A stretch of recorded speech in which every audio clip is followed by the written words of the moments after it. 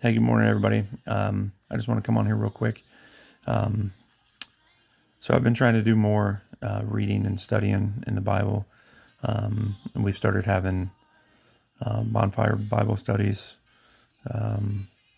every 2 weeks, and and I haven't read the Bible like I should. I've never read any book like I should, and I'll be honest, just until here recently, in the last 2 months maybe, have I started reading the Bible like I should.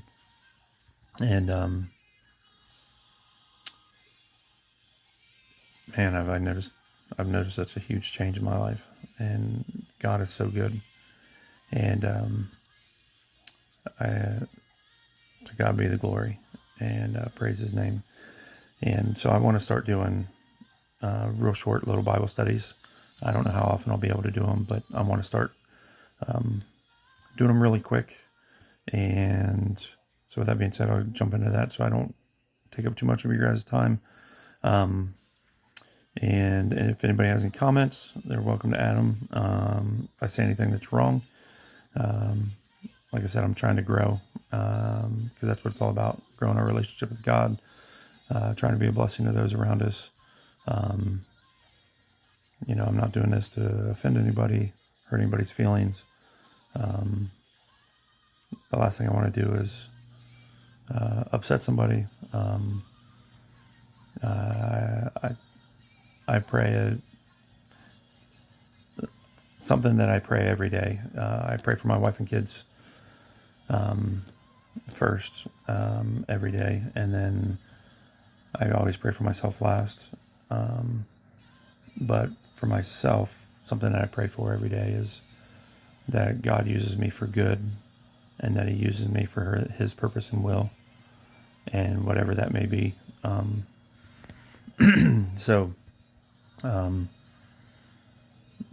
That's all I want to do, is I want to be used for His purpose and will, and I want to be used for good. And so if I say anything that's wrong or that's not biblical, I'm open to have those conversations and to grow my relationship with God. And hopefully this can be a blessing to you guys that read this, or that not read it but watch it. Sorry, it's a long introduction, but it's the first one, and the next ones won't have such a long introduction. So we'll get into it. I was reading James chapter 1, verses 1 through 8. There's a lot in these first 8 verses here. So I'll just read them real fast, and then I'll go through a couple points that I jotted down and talk about those points. So verse 1. James, a servant of God and of the Lord Jesus Christ, to the 12 tribes which are scattered abroad, greeting. My brethren, count it all joy when ye fall into diverse temptations, knowing this, that the trying of your faith worketh patience. But let patience have her perfect work, that ye may be perfect and entire, wanting nothing. If any of you lack wisdom, let him ask of God, that giveth to all men liberally, and upbraideth not, and it shall be given him. But let him ask in faith, nothing wavering. For he that wavereth is like a wave of the sea, driven with the wind and tossed. For let not that man think that he shall receive anything of the Lord. A double-minded man is unstable in all his ways.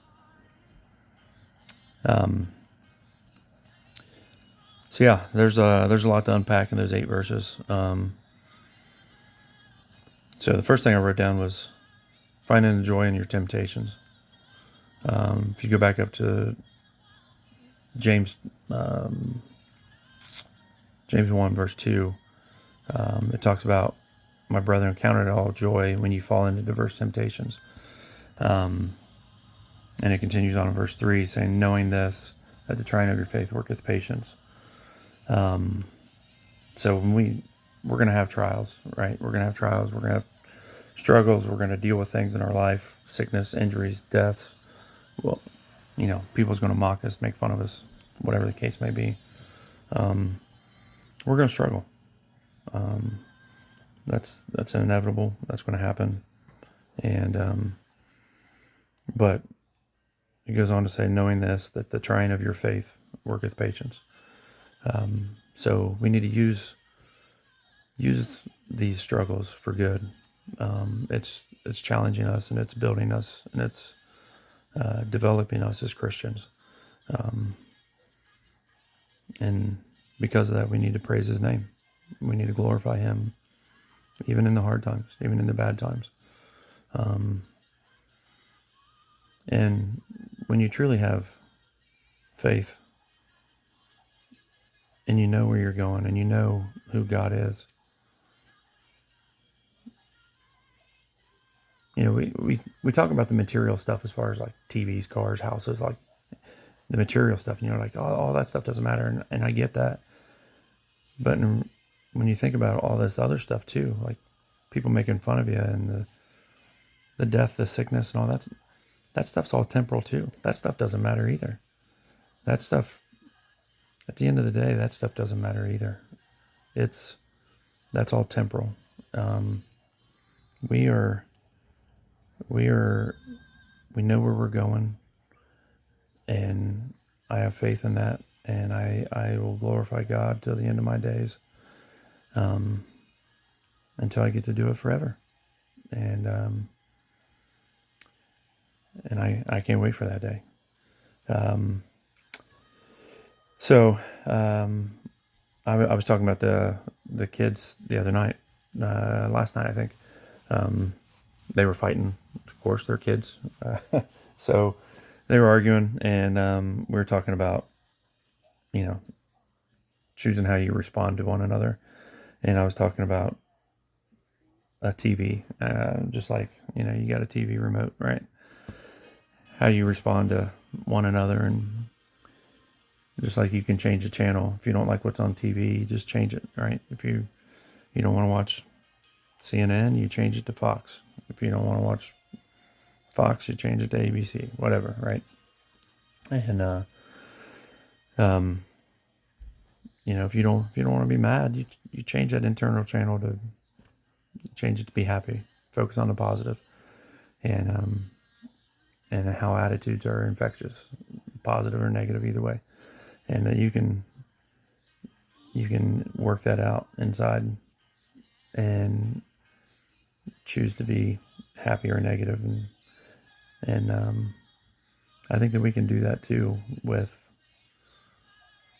looking at these verses 2 and 3. Count it all joy, knowing this, that the trying of your faith worketh patience. So when you're faced with these temptations and these struggles, count it all joy.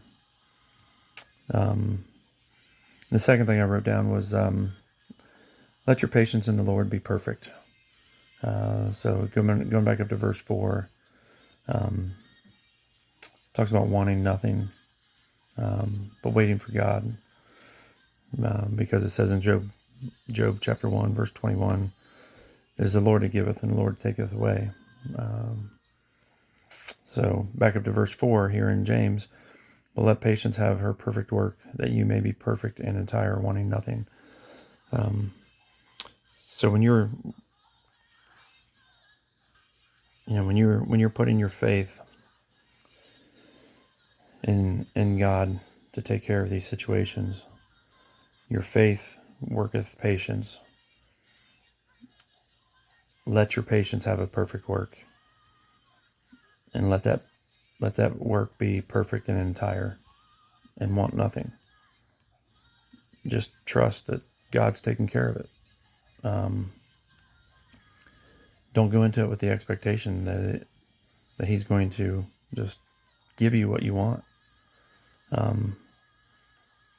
Just go into it with the faith that He's able. That's what Shadrach, Meshach, and Abednego did. They practiced this verse right here. They had, when they were getting thrown into that fiery furnace, they went in there and they said, I don't know if God's going to save me, but I know that He's able, and I will not bow down to your idolatry gods that you want me to bow down to. And they went in there wanting nothing. But they trusted that God was able to save them if it was His will. And that's how we need to look at what we face. We pray to God and ask Him, hey, can you take care of this? Have faith that He's able to. Trust that He can. and be patient and wait upon the Lord for him to do it. But don't have the expectation of him to do it just because we said so. Because it is the mystery and the purpose of his will. It says in Isaiah 55, 8, 9, Ephesians chapter 1, verses 8 and 9, wherein he hath abounded toward us in all wisdom and prudence, having made known unto us the mystery of his will, according to his good pleasure, which he hath purposed in himself. So it is the mystery of his will. It's not ours, and we don't understand that. And Isaiah 55, verses 8 and 9, for my thoughts are not your thoughts, neither are your ways my ways, saith the Lord. For as the heavens are higher than the earth, so are my ways higher than your ways, and my thoughts than your thoughts. We don't understand why he does what he does, why things happen the way they do. And that's where faith has to come in. And the third thing that I wrote down was faith has to be unwavering and pure. And so the last four verses here, verses 5, 6, 7, and 8, they talk about, in verse 5, upbraideth not. And I'll be honest, I didn't know what upbraideth meant, but it means to reproach or scold severely. And so it says, if any of you lack wisdom, which is this guy, let him ask of God that giveth to all men liberally, and upbraideth not, and it shall be given to him. So, if you're asking of God for something, but at the same time you're scolding or reproaching him, doubting him, and you're going into it and saying, hey, God, can you give me this? And you're praying for this to happen. But in your heart, you're not believing that he's able, or in your mind, and you're walking away from that doubting. And because God knows, he knows what's in there. And so if you're doing that, it's not going to happen. And it goes on to verse 6, let him ask in faith, not wavering. Because for he that wavereth is like a wave of the sea, driven with the wind and tossed. So you got to come in, it's got to be pure. You can't, being tossed around, doubting.